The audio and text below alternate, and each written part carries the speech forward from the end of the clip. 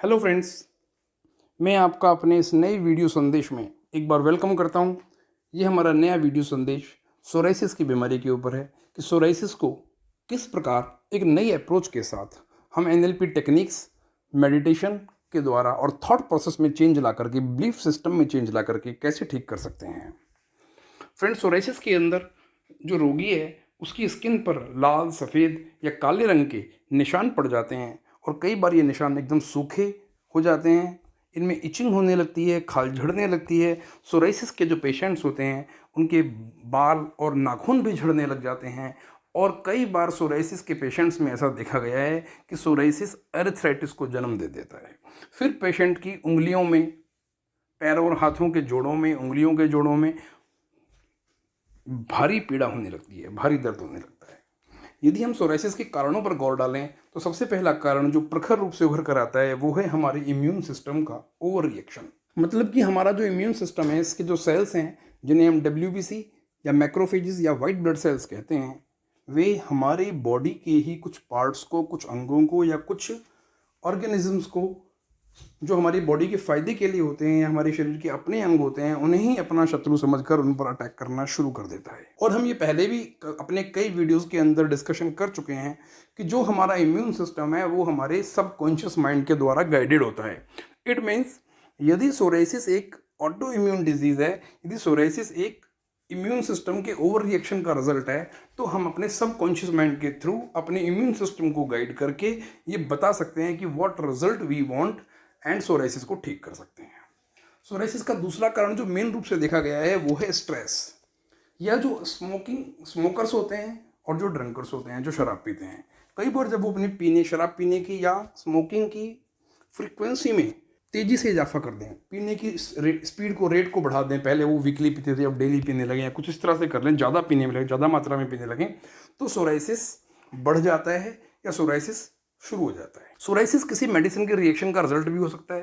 High blood pressure की medicine में देखा गया है सोराइसिस लाती है, परंतु आप उसे रोक नहीं सकते, क्योंकि यदि आप उसे रोकेंगे तो आपका ब्लड प्रेशर ऊपर नीचे हो जाएगा। ओवर एक्सपोजर और very less exposure, least exposure to sun also leads to psoriasis. Sudden stoppage of psoriasis medicine. आप सोराइसिस का कोई मेडिकेशन ले रहे हैं और उसको एकदम से रोक देंगे तो सोराइसिस फिर से बढ़ने लग जाता है तेजी से, ऐसा देखा गया है।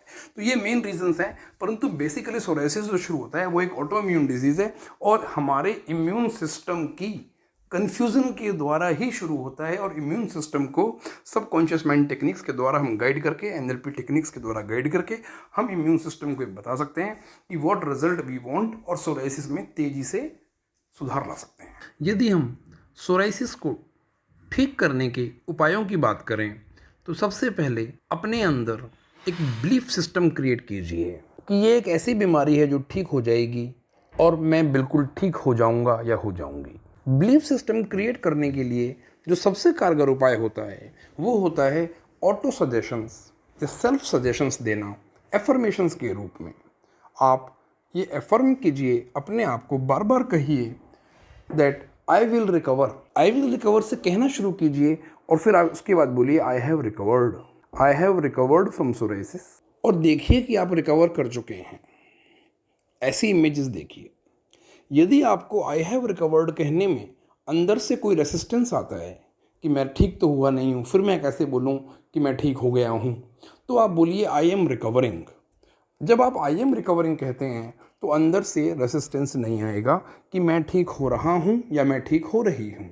धीरे धीरे जब आप बार बार अपने आप को ये बात बोलेंगे, दिन में 10 बार, 20 बार, 25 बार बोलेंगे अपने आप को ये बात, और ऐसी इमेजेस क्रिएट करेंगे, तो आपके सबकॉन्शियस माइंड में एक बिलीफ अराइज होगा कि ये बीमारी ठीक हो जाएगी। यकीन मानिए, ये बिलीफ बहुत बड़ी चीज़ है। जिस बीमारी पर आप बिलीव करते हैं कि आप ठीक हो जाएंगे, उस बीमारी में आपको दवाइयाँ, सब चीज़ें ठीक से लगती हैं और आप ठीक होते हैं। जहाँ आपका बिलीफ होता है कि आप ठीक नहीं होंगे, वहाँ या अंदर एक डर बैठा होता है कि शायद मैं ठीक नहीं हो पाऊँगा, वहाँ पर वो बीमारियाँ आराम से ठीक नहीं होती हैं। सो फ्रेंड्स, पहली टेक्निक कि आप बार बार सेल्फ एफर्म करके, एफर्मेशन दे करके ये क्रिएट कीजिए अपने माइंड में को बोल करके that I will recover, then I have recovered, या आई एम रिकवरिंग, और फिर आई हैव रिकवर्ड, कि मैं ठीक हो रहा हूँ 1-2 दिन तक। उसके बाद लगातार अपने आप को ये बोलते रहिए कि मैं ठीक हो गया हूँ। और ऐसे इमेजेस को देखते रहिए कि जैसे आप ठीक हो गए हों, जो भी आपकी बॉडी का पार्ट अफेक्टेड है वो ठीक हो गया है। दोस्तों, इसके साथ ही मैं जो ये वीडियो सीरीज़ है, इसमें टोटल 3 वीडियोज़ हैं। अगले दोनों वीडियोज़ में छोटे छोटे विजुअलाइजेशन हैं जिनके अंदर मैंने NLP टेक्निक्स डाली हैं। एक विजुअलाइजेशन जो है वो NLP टेक्निक एक होती है जिसे हम कहते हैं CA अर्थात कॉन्ट्रास्टिव एनालिसिस, उससे रिलेटेड है। जो तीसरी जो वीडियो मिलेगी आपको इस सीरीज़ में, उसके अंदर जो NLP टेक्निक डाली है वो है पार्ट्स इंटीग्रेशन। ये दोनों बहुत ही स्ट्रॉन्ग टेक्निक्स हैं जिनसे हम बहुत सारी बीमारियां ठीक कर सकते हैं। इनके द्वारा आपके इम्यून सिस्टम को एक गाइडेंस मिलेगा कि क्या करना है, कैसे करना है और इस बॉडी पार्ट को ठीक करना है। जहाँ पर कि इम्यून सिस्टम ने ही, ये एक ऑटो इम्यून डिजीज़ है, हमारे इम्यून सिस्टम ने ही बॉडी के किसी पार्ट को अपना दुश्मन समझ के और उसे तंग करना या परेशान करना शुरू कर दिया है। सो फ्रेंड्स, आई होप आपको ये वीडियो अच्छा लगा होगा। और साथ ही आप मेरे चैनल को यदि आपने अभी तक सब्सक्राइब नहीं किया है तो आप सब्सक्राइब कर दें और बेल आइकन को क्लिक कर लें। मैंने तीनों वीडियो इकट्ठे पोस्ट कर रहा हूँ। आपको अगले 2 वीडियोज़ के अंदर जो सीरीज़ में हैं उनके अंदर आपको सोराइसिस के लिए कॉन्ट्रास्टिव एनालिसिस और पार्ट्स इंटीग्रेशन नाम की 2 एक्सरसाइज हैं। NLP exercise 1 for psoriasis, NLP exercise 2 for psoriasis, ये करके मैंने डाली हैं। आपको वो मिल जाएंगी, आप उनको कीजिए, फॉलो कीजिए, सुनिए ध्यान से।